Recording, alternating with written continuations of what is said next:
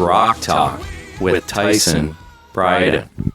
Welcome to Nonstop Rock Talk. I am your host, Tyson Bryden. Today, I'm very happy to welcome singer Chaz West. Chaz, welcome, man. How's it going? All right, Tyson. How you doing? Thank you. I'm very it's a pleasure to be here. I'm very well, and you're welcome. Good. It's great to have you. It's great to be had. Awesome. Ba-dum-bum. So right. So Chaz, for those that don't know you, that don't know you, and there are those that do know you that you've sung with Resurrection Kings. Geez, I'm fumbling my words. The Jason Bonham Band, Lynch Mob. You did some dates with Red Dragon Cartel, and then there's an array of other bands that you've worked with as well.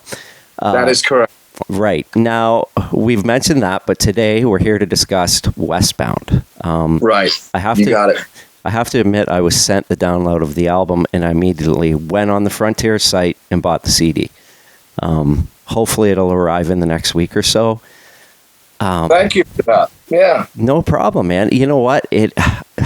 Like I said before we started, I was like, I don't know how I missed this, which is disappointing. Agreed. And that's why I wanted to do like a re-up as promotion and everything else this year, because we got stopped dead cold in our tracks in 2020 after we had, made somewhat of an impact and had a really good response in 2019 with the limited amount of shows we did, and had a bigger agent for the following year. And we started off, we did the NAMM show in January of 2020.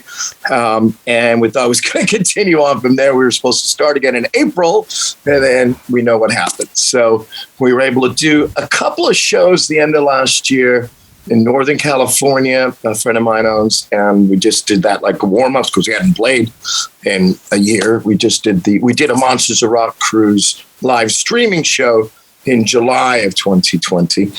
And one of my endorsers, ChromaCast, we did another one of those in September of 2020. But besides that, there was no live gigs. So we did that. We sold out the Viper Room in LA in October. And then, we were getting to start again for this year. And I said, we need to just promote this record again and everything, because Frontiers, that was, they move on every 2 months, or so after promo. So that's why I got Jody Best involved and so forth and so on. And she's, really, really helped me a lot. So, awesome. So that's where we're at.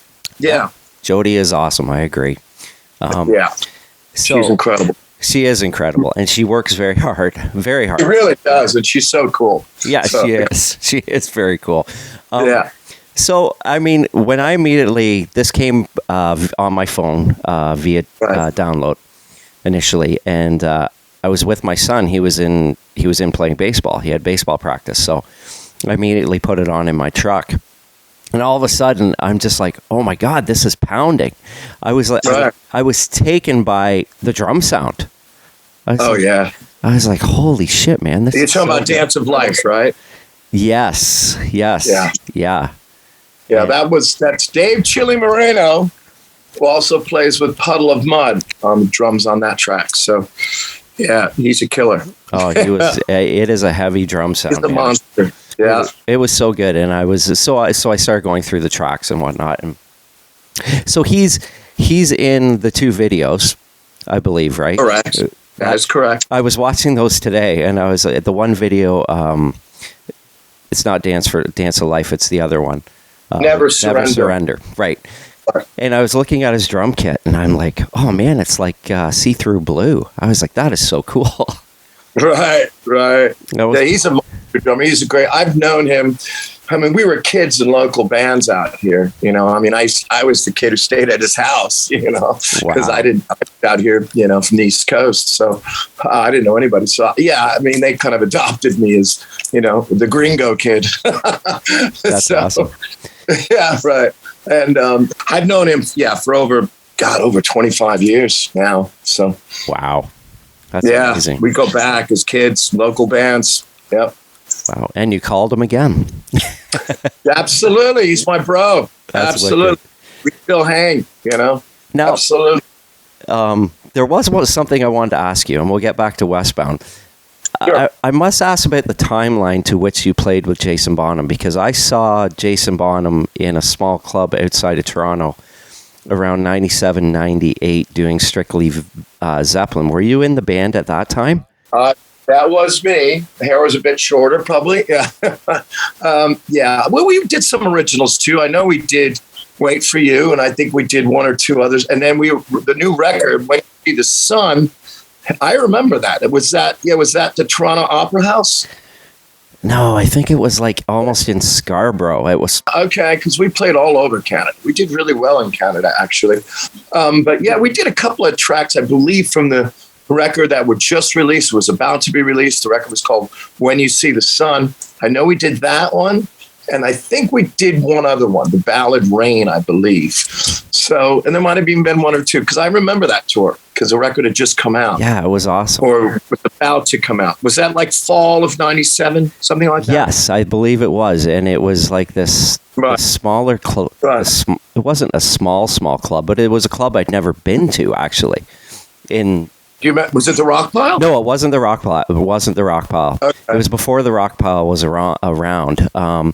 It was kind of on the other side of the city, like more to the east, but not far from Toronto. Okay.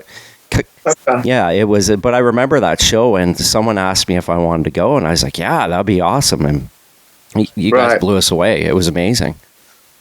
Oh, thank you. Yeah, that was fun. Like I said, we did really well in Canada. And we did a lot of touring all over Toronto, Vancouver. I mean, we went all the way up, up north. Yes. So that was just when I think right around the time when You See the Sun record came out. So we were doing a few originals too. That's cool. Some from the new record that most people didn't know. Yeah. It was. we were out. It was so long ago. That was when record companies would give you tour support money. Yes. Yeah. Right. The good days. Right, the good old days. You got it. The 90s, the last great decade. Absolutely. That's right. Now, okay, so with all that said, the album we did mention was originally released in 2019. Now, you've recently re-released, I guess you would call it Dance of Life. You've booked some dates. I would assume that's why you've kind of re-released a song to coincide with those dates. That is correct. You hit the nail on the head. Like I said, it's kind of like, because we started off really strong 2019 when the record came out. We did a limited amount of touring. We did on the East Coast and we did here. And I was about to do a lot more in 2020. In fact, we had started off with the NAMM show in Anaheim in January. And then, of course, we know what happened in March. Yeah. Everything got shut down. We were stopped dead in our tracks. And so it was, I was able to do a few shows the end of last year. Before that, we did a couple of live streaming things one with Monsters of Rock Cruise and Larry Morand. And then another one, excuse me, ChromaCast, one of my endorsers, did one too. Right. And that was in the fall of 2021, but then, 2020. And then, like I said, last year we did a couple of gigs in Northern California at a venue my friend owns. And then we sold out the Viper Room in October. And then I was like, we got offered some gigs the East Coast then. It was going to happen. And then it was because, there's a resurgence. Yeah. Right. Of this COVID. So, and unfortunately, even one of the promoters died. Oh. So, yeah, it's sad. He was in the Baltimore area, and then his wife contracted it too, and she died 2 weeks later. It's, it was a serious deal. So I just decided, you know what? They were talking about November, and I said, no, let's just put off everything till 2022. And then, I'd been talking to Jody Best, and I wanted to time it right. So it would, when we started doing some shows again, we could do a re-release on the single, because it had been so long. And it's, like I said, like John Lennon sang, it's like starting over, right. Here we are. And so how many dates are there? Well, right now, when we started off, we just East Coast, we had a few shows, a week or so ago, and a blizzard hit in New England. So we were only able to do one out of the 3 shows that were confirmed that were for them, and then we're going to go back. But so that timing is everything, right? But So we were able to do the one, and then the other two got canceled because of the blizzard snowstorm, which, you know, the media sensationalizes it and called it a bomb cyclone. The biggest storm ever. It's a fucking snowstorm blizzard, okay? I always joke about that because I always, when I was a kid, you know, I'm 47. So when I was a kid, the news would report, okay, there's snow coming. I mean, everybody be like, okay, so. You're just hoping it's going to be a snow day, so you're off from exactly. school. It wasn't like, oh, this big mega storm's coming. You better go to the grocery store and make sure you stock up. It's like, that never happens. Never happened. No. Right? No. That's crazy. Like the beginning of the pandemic when, you know, stupid people were buying up all the toilet paper. Exactly. I mean, that was insane. I mean, that's good. Really, I mean, we're going to be talking about that part of COVID for like the next 20, 30 years. Remember? Oh, absolutely. It's like, you know, it was the first time since, what was it, 1918? Yeah. Something like that. So that was the last time there was a worldwide pandemic. Right. Yeah. You know, of course, the SARS thing, but that kind of came and went very quickly. So it was like, you know, but it's interesting because this is still SARS related. Right. Because if you've gotten a test, it said SARS. You know, when I tested positive, like, you got SARS, you know, right. That's SARS COVID. Like, oh, wow. So it's true. This virus just mutates over the years, Yeah, and SARS was, what, 15 years ago, maybe? Exactly right. Yeah. Because so I didn't even think it existed anymore, but that just goes to show you. Right. Yeah, because we had a big concert here for SARS. Oh, I remember that. Didn't the Stones do that? The Stones and AC/DC. Right. And I think Rush as well. I think Rush was there. I didn't go, but I was working that day. I drove by and it was insane. There's people everywhere. Yeah. It was awesome. So anyway, we got up to a tough start, but we're going to go back out again in a couple of months, and things are being booked. You know, it's a week-to-week thing, you know, with this thing. Like, so there are more shows being booked. I know for sure we're going to be on the East Coast again, 4th of July weekend, even before that, I believe at the end of June. And then everything else is being worked out right now. So, you know what? Getting back to that first track, it was actually Ain't Gonna Drown that I actually heard first. Oh, cool. Yeah, and that's the one I wrote with my bro, Brian Tishy. Yeah, I love that song. Love it. Yeah, thank you. And he played drums on that too. Killer. We did that together. That was, you know, him and I. That is, he and it's got a heavy Zeppelin vibe, which I get the feel from. You know what I mean? And so, dig it. Really. Well, Tish and I, you know, we have an all-star Zeppelin tribute too. We've been doing for years, called the Moby Dicks. I don't know if you know about that. I do. Yeah. We've been doing it. You know, I'll name guys now. Bassist now is Phil Soussan. That was cool. You know, with Billy Idol and everybody. He's in the last name. Brent Woods was on guitar. You know, he plays with Sebastian Wildside. Right. So, you know, and we've, you know, so we're Zepp heads. Obviously, that is awesome. Yeah.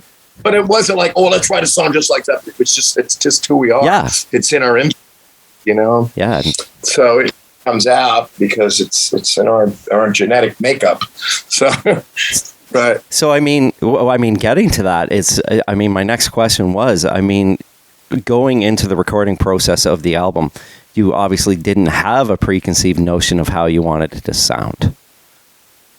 Well, I knew kind of like what works for me, which is obviously the Zeppelin thing, you know, Zeppelin, Whitesnake, Aerosmith, you know, the hard rock blues is where I'm at. That's what fits me. It's the, you know, my writing style as far as melodies and as even my vocal tone, you know, I mean, I've been told this for many years. So I kind of had an idea of what I wanted, and the guys I wanted guys that were not only pros in the band, but also that were bros, you know, that there was the camaraderie and the chemistry musically, you know, as they say, you know, so it wasn't just a record company project. I want to show people, no, this is a real band. Okay. And like with Jimmy Burkhardt, I got him through my friend Stephen McGrath, who's the bassist for Billy Idol. he, introduced me to him, and I saw that guy play, and I was like, oh my God, he's like Jimmy Page, Joe Perry, with a little bit of Brian May and Eddie Van Halen rolled in, and I was just like, why hasn't this guy done bigger things? But I lucked out, I really lucked, because I like, great. I got my own kind of Jimmy Page, Joe Perry, like what I wanted, so it worked. I originally talked to Brent Woods, but he was busy with Sebastian, and I understood that. So it was just like, okay. So, I was like, oh, I got a little bit of a taller version of Brent Woods. Cool. So, I mean, watching the video for Never Surrender, that the harmony solo that they do at the end portion of the solo sounds so great. Right. Thank you. Yeah, that's killer. Very much. And of course, Roy Z, I couldn't have done the record without him. He and I, besides the 2 songs that Tish and I wrote, we wrote everything else together. And we had worked together previously in Tribe of Gypsies. I don't know, we put a record out, I think it was 2005 or 6, maybe. We went to Japan and toured with Alice in Chains and Kiss and Paul Rodgers, and, but I knew, he was a pro, and I knew we could work together and we could write together because we had already done that. Right. So that's cool. So there's 2 portions in that video, 2 settings, right? And you got it. And I'm not sure where the inside portion is, but for people, they got to watch this video, because maybe I'm just being a geek, but seeing those albums on the wall, like you guys had, like there was Aerosmith Rocks, there was Zeppelin 4, right. First Van Halen. I was like, that is a cool touch. That just makes it, people that see that go, oh, that's pretty cool, just to see those on the wall. Right. I agree. Well, I wanted to show that, that's where our influences come from. And that's what I hope comes out, in the songs on the record. That was like, I think that you're talking about like our little clubhouse rehearsal. Yeah. Right? Yeah, exactly. And we have the bar upstairs. Yeah. Oh, yeah. You guys were doing shots. That's right. Right. Well, yeah.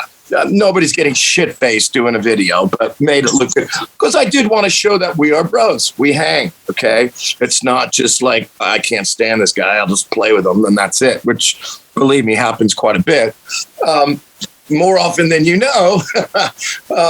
So, I wanted to really show that, and that's why I wanted to have that scene just showing us hanging and, having a shot or whatever, and I'm playing bartender.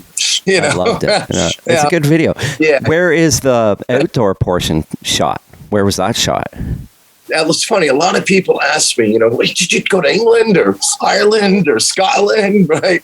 And it just turned out, no, it was just a cloudy, rainy day in LA, and it was done out in Simi Valley. It was basically, we were thinking, oh God, it's not going to happen because it was raining. Figures the one day, I got people coming from out of state, I got the cameraman and everything else, and the video production company. And I'm like, oh, fuck. And then sure enough, thankfully, there was a reprieve in the rain, and it dissipated a bit, and was like, okay, get over here right now and let's shoot. But it was kind of cool because, it wasn't the bright sunny day that we were originally thinking it was going to be. And it did it gave it that kind of like you're in England or Ireland or Scotland, so it kind of worked to our advantage. It stopped raining just long enough where, okay, and we got it done, and then I wanted to combine that with the indoor footage, showing us, playing and hanging out, and, in our little clubhouse. So, yeah. Now, were the 2 videos shot in the same time frame, like the Never Surrender and Dance of Life? Yeah. Yeah, within a day. Oh, okay. I think 2 days in a row. It's because Dance of Life is kind of, what, is that an apartment building looking out into a skyline? No, that's actually not. That's a house. That's my friend's house up in the hills. Ah. Yeah. Ah. He's a good friend, and and there's a balcony. That's why I loved it, because it's overlooking the whole city. Yeah. It looks awesome. Like, oh yeah, that was cool. Like, oh, this is perfect, and he was cool enough to let me, use it. So that's very good. They both look good. Yeah. Thank you. Thanks. Yeah, Mason Wright did a great job. Young guy, I mean, he had like drone cameras and everything. Really? Never Surrender in the outdoor shot. Yeah. That's cool. Yeah. That's cool. I like that. Well, Yep. I mean that's probably what makes it look so good, is that he just took all that time putting into it and having different camera angles and from different. Exactly. Right? That's cool. And he had, and it was cool to have a young attitude of, some, I think, ideas I would never even maybe have thought of, you know. But he loves hard rock too, and he's like, yeah, I mean, so even though he wasn't around when Zeppelin were around or Aerosmith wasn't even alive, he got it, and so he knew what would work. So that's cool.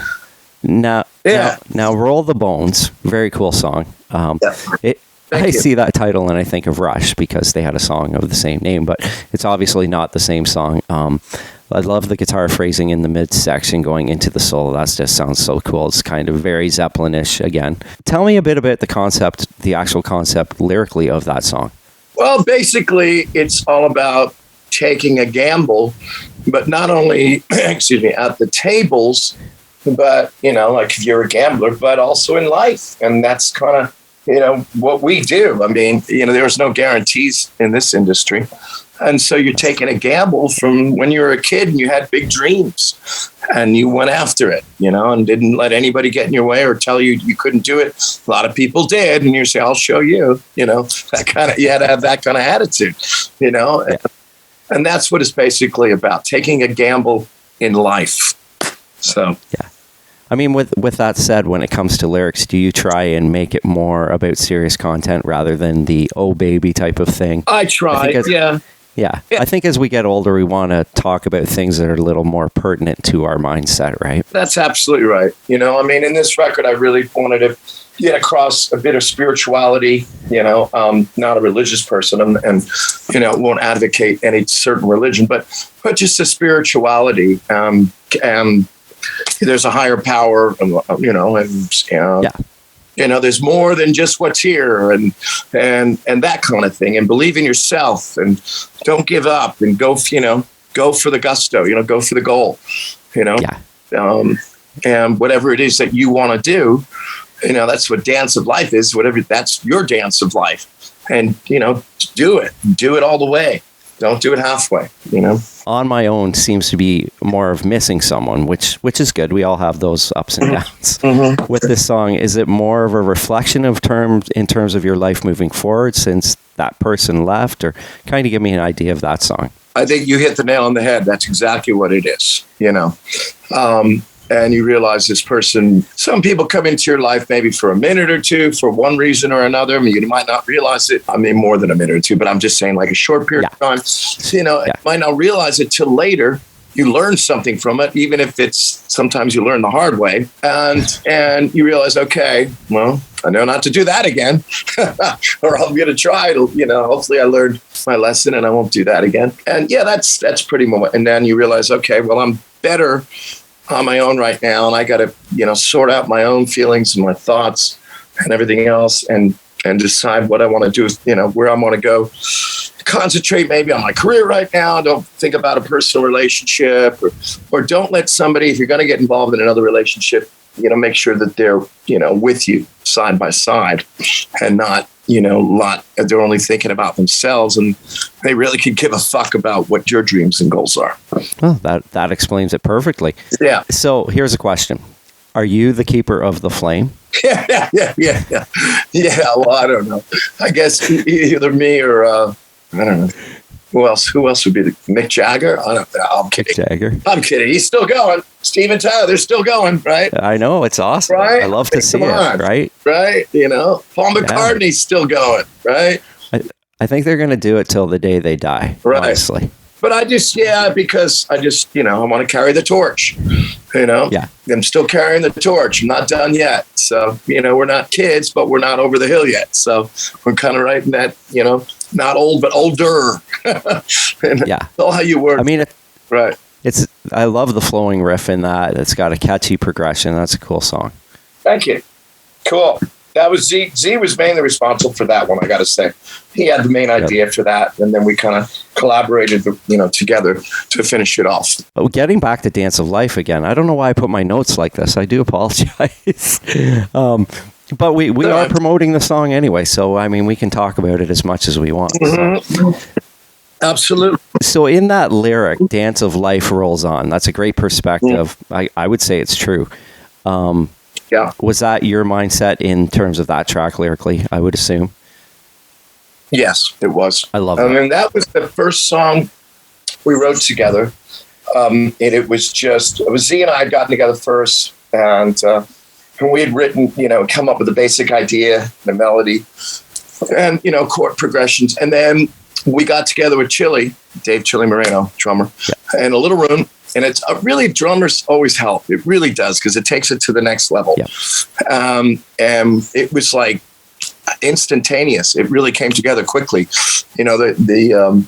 The magic was there, the chemistry. And I did want, I had as I said, I mentioned spirituality, and I wanted to get that across at the same time without sounding religious. Okay. Yep.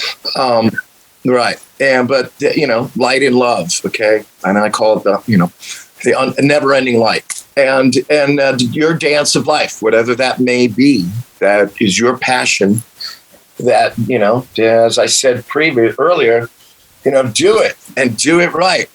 But do it in a positive way, not in a negative way. Not, stay, here we go. Here's a Star Wars quote: "Stay away from the dark side." We can put that in there. That's okay. So, right. Yeah, you know what I'm saying. Right. Yeah. I mean, that's where, but yeah, that song, man, it really came together quickly. And we knew we had it. Like, I knew right away I had a melody and I had some lyrics, and then we got together in that room and I finished the rest of it. I think that whole song was pretty much done, as far as, with the exception of some overdubs, things that, we had later, probably in a half hour or so, half hour to an hour. Right. Wow. That was done. That's crazy. I love that snare sound. The whole drum track. It's like really up front in the mix. Yeah. You don't hear that a lot anymore. I love how the band was captured onto, I guess you call it. It wouldn't be tape, but whatever you want to call it. The 2-inch. Yeah. But I wanted to make it sound like the 2-inch. You're absolutely right. Yeah. Yeah, and it's the old school. Come on. I mean, I was with Bonham, Jason Bonham. I mean, John Bonham's, son. I mean, I think I was like, I want the drums to be powerful and, like cannons, up front. It sounds amazing. Now there was another video I saw on YouTube today, was for Dream. See it. Beautiful Dream. Beautiful Dream. I'm sorry. Right. And it's kind of like it looks like you're singing, just you on your own. I don't know if you're in a booth or doing your vocal. It kind of looks like you're actually looking at the words as you're singing, which is cool. But then you follow what the words are. Mm-hmm. And I was like, you know what? Those words fit perfectly to what that music is. It is amazing. It blew me away. I was like, if any lyrics were perfect, those are the perfect lyrics for that song. Thank you. Thank you very much. I appreciate that. I wrote that from a past, relationship experience. Yeah, definitely. And just reflecting on that. And as I said, you live and you learn. Yeah. What to do, what not to do. So. And there's words in there that you would not usually think would be in a song, which I thought was great. And that almost kind of reminds me of Robert Plant, because sometimes he would put in words where you're like, or Steven Tyler, they would put in words. You'd be like, did that fit? I guess it does. Right. Well, some people might, go get their own concept or whatever they think it's about. If they can relate it into their own lives in one way or another, then that's fine. I know what I had in mind when I wrote it, and it was therapeutic in a way also, for me. And I tried to be, to me, like Steven Tyler's like a street poet. He's like the greatest street poet. Yeah. Okay. And I try and do a bit of that, and Robert Plant, of course, because he read, he was totally into like The Hobbit. Yeah. Like in Lord of the Rings, that was his thing, and reach deep inside and pull out something that's going to catch the listener's ear, like, oh wow, what did he just say there? That kind of thing. Because I always did that when I was a kid, listening to records and remember you used to have the booklets and you're like, oh wow. But sometimes you didn't have the lyrics printed, and there wasn't the internet then. So I hated that. What is he saying there? I hated that when you opened up an album and it was just like the inner sleeve was just like plastic. Right. And you're like, there was some cool stuff, but it's like, I know.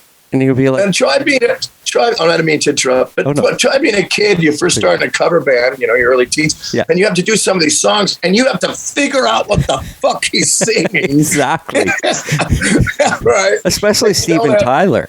Like if you're doing an Aerosmith song, it's like, what is he going on about? What is exactly right? I can remember having my mom listen. I go, Mom, what does it sound like to you he's saying here? That is awesome. I didn't want to get it wrong. Yeah. I remember. Because he was classic just for like, if something rhymed, he would make up a word. Exactly. Like he's brilliant. Sassafras or something like, you know what I mean? Like, it's like, what the hell is that? He said he did it every day. Like he would some people would think he was insane. He just started rhyming words like he's walking around. And he said because it keeps your brain active, your creative side of your brain going. And so it just comes naturally to write songs. I watched a whole interview and he talked about that. And so it made sense. Wow. I remember one time Scott Wayland lived near me, the late, great Scott Wayland, and where I was living. And we were at the grocery store and he's wandering and he's talking to himself. And he's got magenta colored hair and people are like walking away. They're like, what is wrong with this guy? But realize, oh, I see what he's doing. He's coming up with song. He's rhyming. Rhyming words, and he's got a melody idea in his head. So. Well, he wrote some of his lyrics. In STP. Oh, amazing! Phenomenal, amazing, absolutely. What's a sour girl? Poet also. That's another real great street poet. Yeah, absolutely.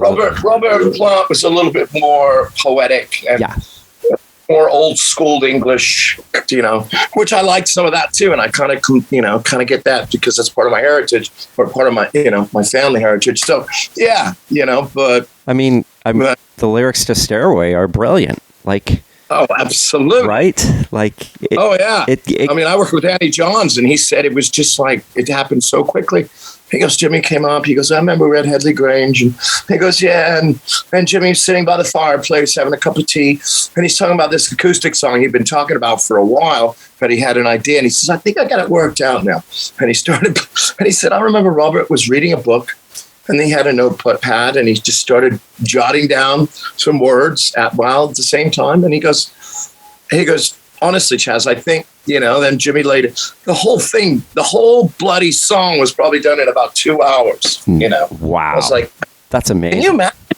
I know. It's just because when the inspiration, is there and the magic is that it just comes about quickly. And that's just how brilliant. And it was probably, and Robert even admits, he probably took a lot of those lyrics from a book he was reading, Yeah.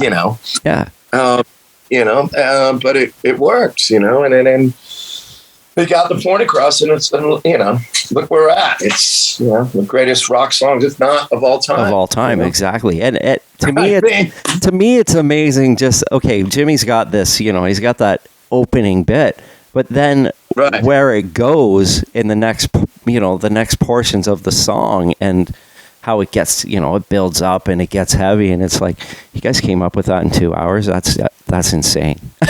Yeah. Wow. Agreed. But, everybody's, you take influences from different people that you like, you've heard throughout the years, and you try to, put it into yourself and have it come out that way, nothing original, I don't think, anymore. To be honest with you. No, of course not. But it's interpretation now. I think it's interpretation, correct? Right. It's yep. Yeah, you got it. You're not gonna change the wheel or whatever you want to call it. No, you reinvent the wheel. You're just gonna you just keep moving forward and writing great songs. Exactly. Right. Exactly right. You just do it in your own way, and everybody's I mean, Pagey said, he goes, yeah, well, amateurs copy, professionals nick it. That's true. That's a good point. That's a good point. You know, right. Now, the album was, Frontiers did not release this on vinyl, I take it. No, they didn't. I was trying to get them to, but it wasn't able. They said, well, let's see, maybe later on. And of course, everything got shut down later on. So I wasn't even going to push the issue at that point. I mean, it would sound, I would love to hear it on vinyl, to be honest with you. Yeah, because I think too. It's got that sound, right? Right. That's what I wanted, that old school sound. You got it. Like we used the 2-inch. Yeah. You know, the 2 tape, right? Yeah. Did it analog and then maybe mixed digitally, which a lot of bands are doing now. Yeah, which is amazing. Which I think is which great. Is right. Yeah. Yeah. Great. That's amazing. It's too bad. But I mean, well, maybe on volume 2. Well, which brings me to the next point, is I assume there is going to be a volume 2. There will be, one way or another, you know, with Frontiers or without. Absolutely, there will be. Cool. I look forward to that. We've already got some, you know, song ideas we've been working on. And there wasn't a lot else to do in 2021 except for watch a lot of Netflix and, you know, Hulu or whatever, Amazon, and then work on songs, write songs, you know, work on ideas. You know, so perfect. So yes, there will be. Right now, I want to concentrate though on volume 1, pushing volume 1 because it's like starting all over again. Yeah, you know, and I don't think it got the proper, you know, push a little bit at first, but then after that, it just kind of, and then everything stopped. Everybody forgets. You know, people's attention span these days lasts about a minute. So, yeah, right. Well, let's hope. You know, let's hope this interview helps a little bit, just a little bit at least. You know what I mean? So that I think it will. Yeah, definitely. And I appreciate it, Tyson. I really do. And I'm glad you like the record. That means a lot to me. Really do. Yeah, you can tell you guys worked hard on it. You can tell it seems real. And you know, there are certain bands on Frontiers that come out and you're like, this doesn't sound like a band. This sounds like like a put together project. Yeah, right. And I hate that. I put it on and I go, I hate that too. I was like, why did I buy this? Because I like the artists, but together this doesn't work for me. Exactly. They don't have the musical. You have to have the musical chemistry. Excuse me. That's right. Like Roy C. I've known him for years. We met when I was with Bonham, Jason Bonham Band, and we were on tour in South America. He was playing with Bruce. Wow. You know, and it was we were the opening band, and it was Dio. Ronnie became a mentor of mine from that point on. That's awesome. And then Bruce Dickinson Band, and then Scorpions. Wow. And yeah, and that's how we met. And we were the younger guys, so after the concerts, we'd want to go out and party, you know, go to the bars, clubs, and everything. And the other guys that have been doing it for 20 plus years, they just want to go back to the hotel. So we would go out, and there would be like some local cover band or something, some local band, and we'd get up and jam with them. And you know, we were the ones who were partied all night, you know, because we were young. Yeah, our first time. It was my first time. I think he had done it a couple times, but you know, first time I'm playing in front of 50 to 100,000 people. You know, it's the greatest high in the world. Wow! So I don't want to go back to my room. No. Now, so speaking of Bonham, you did mention you guys the band did It's All Wait for You, right? But that's the first. That's record. from the first Bonham. I actually found that vinyl in Portugal, which was. Wow. Yeah. And I was in a record shop. And here, there's kind of a backstory to this. Just before I went to Portugal on vacation, I had been robbed. And I've said it probably 20 times on my show. So I was on the hunt for vinyl because I lost about 200 vinyls. So my goal was, because I knew in Europe, there's way more product. Oh, absolutely. Right? Absolutely. So I go into this record store. I think it was in Portugal, and I'm rifling through, and there it is. And I'm like, I picked it up right away, and and I mean, it sounds phenomenal on vinyl. It's just it's great. Yeah. So, I doubt the second one is probably on vinyl. I doubt that. What's that? The Mad Hatter, I think it was called. No, I don't think that was. And I'm not sure. And I don't believe so. Yeah, and I definitely don't think Motherland was on vinyl. So. No, that I know. I could almost guarantee that, but I don't. That was what year? That was like 94, 95, I think, wasn't it? Right. Something around that time. Yeah. That was a great record, though. That was a good record. When You See the Sun, yeah, well, When You See the Sun was 97. 97, yeah. Mm-hmm. And that definitely Which didn't have a vinyl release, I would assume. No, I think that was all CDs back then, you know. Well, there wasn't the internet. Yeah, I mean, it existed, but there wasn't social media or anything like that. Yeah. YouTube, nothing like that yet. Exactly. So, yeah. At least there was still physical product, which... Exactly. You know what I mean? So, anyway. I still have a CD, of course, yeah. You still have what? Yeah. Sorry, a CD player? I have a CD, When You See the Sun. Oh. The last Bonham record. I still play it on That's CD. Awesome, man. Yeah, of course. Yeah. Do you play all your albums? Like, would you go back and listen to them? Yeah, you know, I usually like to have a separation for a while, maybe, you know, whether it be a few months or a few years, because it makes you reappreciate it in a different way. It's like hearing it all over again, you know, like, well, for the second time, like, oh, wow. You know, because sometimes you wonder, I mean, I don't know, maybe I just thought it was great, but, well, you know, does it stand the test of time? Right. Because that was always very important to us. Yeah. You know, I remember we'd always say, well, man, we don't know what could happen with this record. That's up to the label. You know, that was when you had the machine did all the work and promo and everything else. But at the end of the day, you know, 10 years from now, if we listen to it, we want to be proud of it, not cringe. Yeah. Yeah. You know? Yeah, that's so true. And I must say, listen, I'm like, yeah, this is a really good record. You know, maybe a few things would have been done production-wise differently here and there in this day and age. But overall, yeah, it stood the test of time. That's good. And that, to me, is the most important thing. Yeah, because it's funny. Sometimes you put on an album and you go, I used to like this. It's right. Like, what the? You're right. What was I thinking? Right. You know. I know. It's like, oh. I've had that album come up, like, oh, boy. Yeah, it's like, this did not hold up well. Right. Exactly. And you don't want that to be your album, right?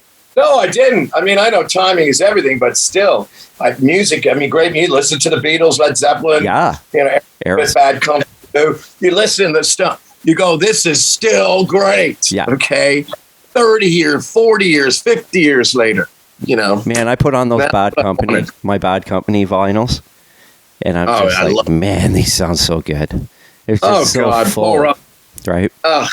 Amazing vocalist, absolutely amazing. You know, probably the greatest hard rock blues vocalist. Oh, for sure. Ever. Yeah, absolutely. Everybody would tell you that. Robert Plant will tell you that. Rod Stewart will tell you that. You know, Elton John, all those guys from that period, England. That he was Freddie Mercury, which is why he sang with Queen. Yeah, was because he was Freddie's favorite singer. His tone is just so amazing, and his phrasing. Yeah, I've always called him, and I don't know if you'll understand this, but I've always called him like the blues hard rock version of Frank Sinatra. Oh, that's so true. I agree. Well, because it's his tone and his phrasing. And Frank Sinatra had amazing tone and phrasing. Mm-hmm. You know, his range might have been not as much or let's say Paul Rodgers, not as much as Robert Plant, or Ian Gillan or something. But what he did, and he had a decent range. Don't get me wrong, vocal range. But what he did with his vocal tone and his phrasing, and Sinatra, it was a different time, obviously, a different style of music. But he did the same thing with a very limited vocal range, and more limited even, much more than Paul Rodgers. So, yeah, I mean, I bet I came up with that comparison one day years back. No, that's a great comparison. And it's funny that, you mentioned all those Brit artists that, when Ian Gillan left Deep Purple, Ritchie Blackmore wanted Paul Rodgers. And that's right. Right? You're absolutely right. Right. And ended up with David Coverdale. So that's correct. I mean, even if I think about 10 years ago when Steven Tyler was having issues with Perry and, the guys from Aerosmith, they wanted Paul Rodgers. They would ask Paul Rodgers. I think they even asked him or talked to him. Yeah, because they were like, well, he wants to do his own thing. Fuck him. We'll get the greatest hard rock blues vocalist that everybody. Paul Rodgers. I can't imagine what that would be like. That would be. Oh, I know. That would be. I guess it would be amazing. It's just there's only one. There's only. That good. Pardon me. Yeah. he's that good vocally. It would be incredible. It wouldn't be the same though, because Aerosmith to me with Steven and I mean, they're like the American version of Mick and Keith, where they've got some Zeppelin sound thrown in there too. I mean, so it wouldn't have been the same vocally. Yeah, it would have been great. I mean, that's why Queen. I mean, if I saw it with him with Queen, and he was great. It wasn't Freddie. It's not supposed to be exactly Freddie, but did he pull it off? I mean, he more than pulled it off. It was fucking amazing. I did. I've never talked to anybody that actually saw Paul Rodgers with Queen, so that's amazing to know. Because he only did like one tour, right? I think. Right, and then they did that one live record, which I believe, is more for charity. And they did it for, I think, if Freddie's mom, really supported it, from what I understand. I've met Paul. He's a great guy. Great stories. He's always got a great sense of humor. I liked him a lot. That's great. So, well, that's great, especially to meet someone that you admire so much, and for him to turn out to be a good guy, right?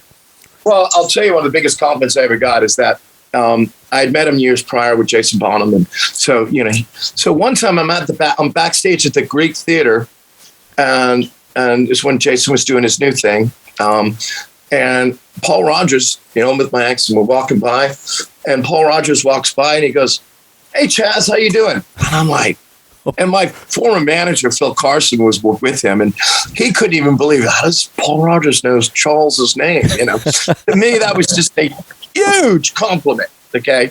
Now, of course, I had played with him in Japan too, so I'd seen him a couple of times. But for him to remember, he went, "Hey, how are you?" He knew my name, knew exactly who I was. Boom, it was great. That was a huge feather in my cap. That would have just put a big smile on my face if that was right. Me. You know what I mean? Like that's exactly what it did. Did that just happen? In front of my former manager too. It was great. That's amazing. Yeah. So, one more question before I let you go. So, do you go in playing live with Westbound? Do you do any of your previous material, or do you strictly stick to the to volume 1? No. We do some. Obviously, you got to give the people what they want. We do some Zeppelin. We do a couple of songs.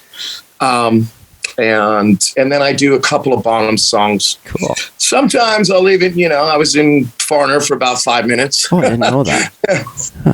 It was a bit longer than that, but they had a 40-something year career, so it's about equivalent to that. I might do like Dirty White Boy because it kind of fits me. Great song. Great song. Yeah, great song. Something like that. But mainly I want to push the record, and then some Zeppelin. And we kind of make it work. In fact, I've even asked some friends I respect, other artists. I said, how do you think it went as far as mixing up the original stuff with the Zeppelin? And they go, it was fucking great. That the way you did it wasn't overdone, but you still gave the people enough that they, were thirsting for it. Because, they'd be like, oh, I can't believe you didn't even do one Zeppelin song or two Zeppelin. You know what I mean? Yeah. That happens. I mean, we normally, I shouldn't give it away. But anyway, because I did a record with Jason Bonham Band, Calling the Name My Father, the Zepp set. It was done live at Electric Ladyland Studios in New York City. That's cool. It was all charity. Yeah. And the first song we did on that record was In the Evening. So I usually sometimes will start with that and then go into, and it always works because, people are like, wow, yeah, and then all of a sudden you can introduce, oh, this is the new song for a new record, the first single, blah, blah, blah, blah. This is, the video. And so, do it like that and break it up slowly, and that seems to work. As I said, we were only able to do a limited amount of shows in 2019. We did some and then a little bit and the NAMM show and then was cut off. So we're still kind of testing the waters as far as, besides the originals, what ones, Zepp songs and Bonham songs are going to go over best and fit with the Westbound material. Cool. Well, hopefully you will make it up to Canada. Yeah, I would love that. That would be awesome. That would be great. I think the last time I played the Rock Pile with Lynch Mob. That was a few years ago. Yeah. Right? Yeah, it was a few years. Yeah, exactly. So yeah, I would love that. Was that a couple years ago, Chaz? I think it was probably just before COVID. Yeah, no, that was only did that one. I was before that. I think it would have been 2011, 2012, 13. Okay. Something like that. I see. Oh, I think 2015 I went back. Okay. So, yeah. It's hard. That was the last time. Oh, that's why I was there with Diamond Head. I sang with Diamond Head. Did you did really? a tour with them. Yeah. That's did cool, a tour. man. That was the last time I was there. Now I remember. Yeah, it was 2015, I guess. Those fans must be insane. Oh yeah, they are. They jump on stage and they get excited. One of them kicked me with a boot. He didn't mean to. He felt really bad because they just get when you start doing "Am I Evil?" They go insane. Oh my god! like oh my god. I'm used to I've seen mosh pits and all that, but I'm like they're jumping on stage and diving off and then jumping around on stage. Wow. It was pretty fun. Do you get a lot of Metallica fans going to see Diamond Head? Yeah. Yeah. A lot of kids, all those kids, even the kids, knew. Yeah. It was kind of new to me. And I'd heard of the Diamond Head name, but I really wasn't familiar with the stuff until after I agreed to do the tour with them, and I realized, okay, now I got to make this work for me. And it worked for the originals because the original singer had a same kind of tone, similar, I guess. Yeah. I can see that. But yeah. Yeah. So I'm like, okay, I got to put a little more Chris Cornell, Coverdale, and I think I can make this work. And that's what I did. That's cool. That's very cool. That type of vocal approach. Yeah. Yeah, right on. Well, anyways, man, thanks so much. And I mean, I'm going to be following the band from here on out because, hopefully my CD shows up in the next week or so. Yeah, I hope so too. It's coming from Europe. Let me know. So let me know you got it. I will. Yeah. Absolutely, man. It was really a pleasure. It was great talking to you. Same here. And I really appreciate you supporting the record and the bands. And, anytime, man. And look forward to seeing everybody out there again. Yes. This year. We should, if anyone's looking for Westbound, where do they find you? Where do they find the band? Westboundofficial.com. Perfect. There's all the videos. There's live footage. There's all the shows that we're coming up. Will be listed there. Everything would be westboundofficial.com. Perfect. Okay. Awesome. All right. Okay, man. Thank you so much. My pleasure, Tyson. It was great chatting with you. You too. And you have a great night. Have a lovely evening. Thanks. Okay. Thanks. Take care. Okay. Bye. Bye.